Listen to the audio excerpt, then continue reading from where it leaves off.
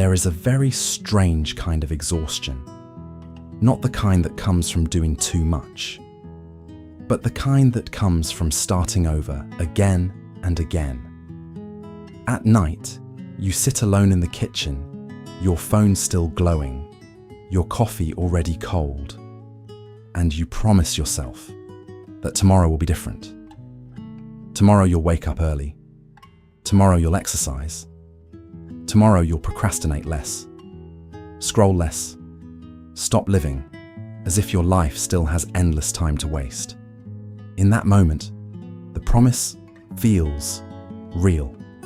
It's not fake. It's not weak. It's just more fragile than you think. And the most painful part isn't that you don't have dreams. It's that you've been sincere so many times and still find yourself returning to the same old cycle. Some people live with this feeling for years without being able to name it. On the outside, they still go to work, pay bills, reply to messages, smile when needed. But inside, there's a quiet, lingering sense of breathlessness. Like you know you could live so much better than this. But somehow, you just can't move forward. Many people think the problem is a lack of motivation. So they listen to more podcasts, watch more inspirational content, buy a new notebook, write a new plan, tell themselves, if I just feel inspired enough, this time I'll truly change. But life doesn't run on motivation. Life runs on rhythm. And that's where many people end up feeling unfairly disappointed in themselves. Because motivation usually comes when life is calm, late at night, when the house is quiet, when no one is asking anything from you, when tomorrow hasn't arrived yet. But discipline is tested in the most ordinary moments. May a morning when you didn't get enough sleep, a workday that runs longer than expected, a message from your boss just when you were about to rest, a sick child, a sink full of dishes, a mood that isn't dramatic, just a little sad, a little empty, a little tempted to let everything slide for one day.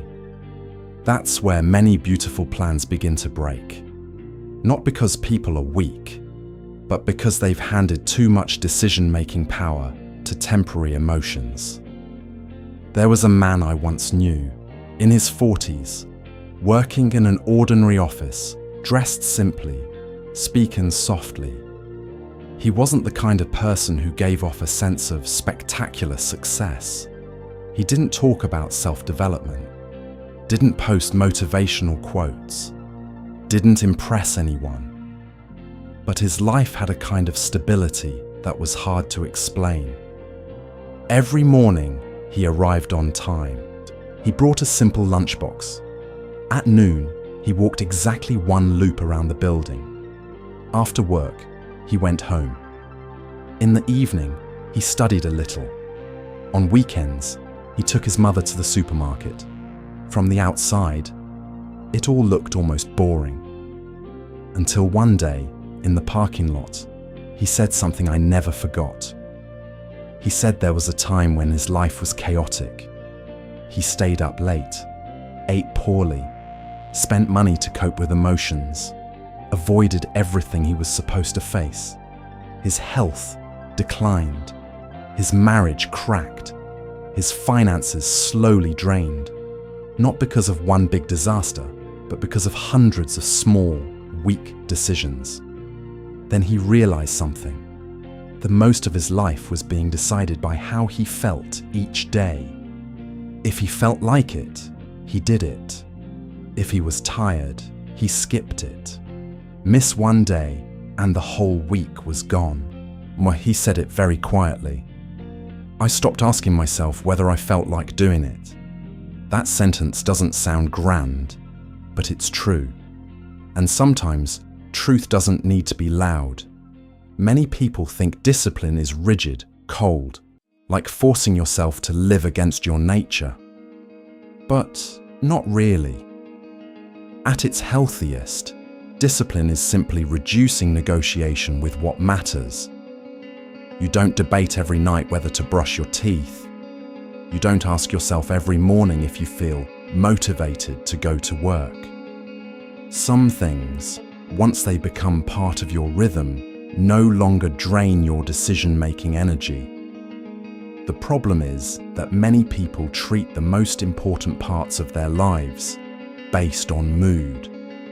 Going to bed on time, taking care of your body, learning something new, saving money, and sitting down to do what you know matters for your future. All of it gets postponed just because today you don't feel like it.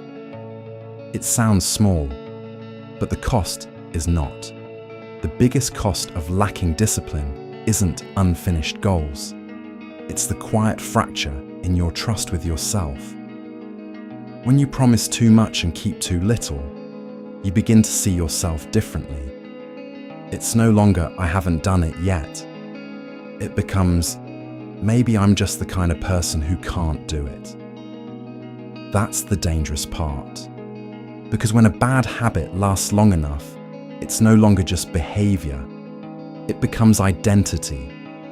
You don't just procrastinate. You start believing you are a procrastinator. You don't just quit halfway. You believe you're someone who never follows through. And once a person loses trust in their own word, it becomes very hard to rebuild their life, no matter how much advice they hear.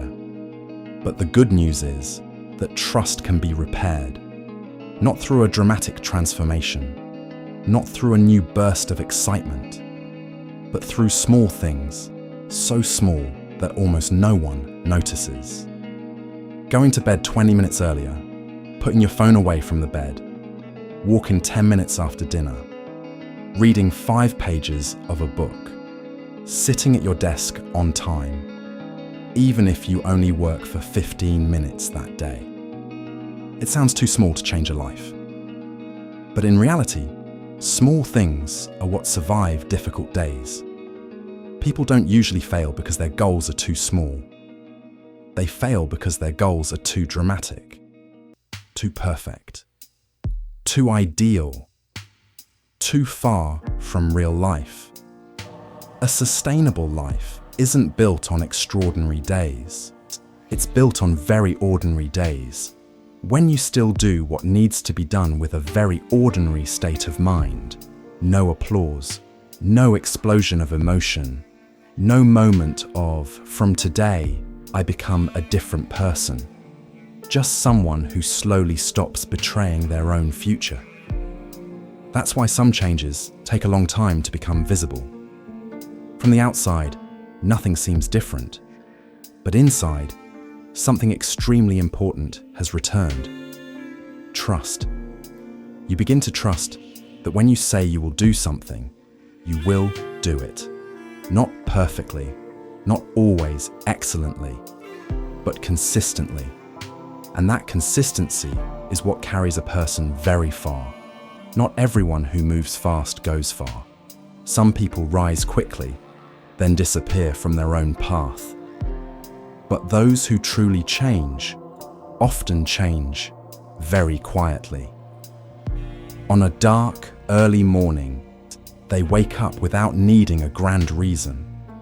On an exhausting evening, they still keep one small promise to themselves. On a day they fall off track, they return the next day instead of condemning themselves. They no longer wait for the right feeling to begin. They understand something much simpler. Emotions are real, but they are not stable enough to steer an entire life. Maybe you don't need more motivation. Maybe what you need is a rhythm gentle enough to maintain and strong enough for your future to stand on. If today you feel slow, lost, or like you've just broken another promise to yourself, that's okay. It doesn't mean everything is broken. Don't wait for a stronger version of yourself to start again. Just choose one small thing. Just one. But do it for real. And tomorrow, do it again. There will be days when you see no change at all, but deep inside, something has already begun to move. Because in the end, a person's future is not built on their best, most inspired days. It is built on the most ordinary ones, when they still keep their word to themselves. Thank you for taking the time to listen and for allowing me to be with you for the past few minutes. Have a good rest. Tomorrow is a new day. Wishing you peace and happiness.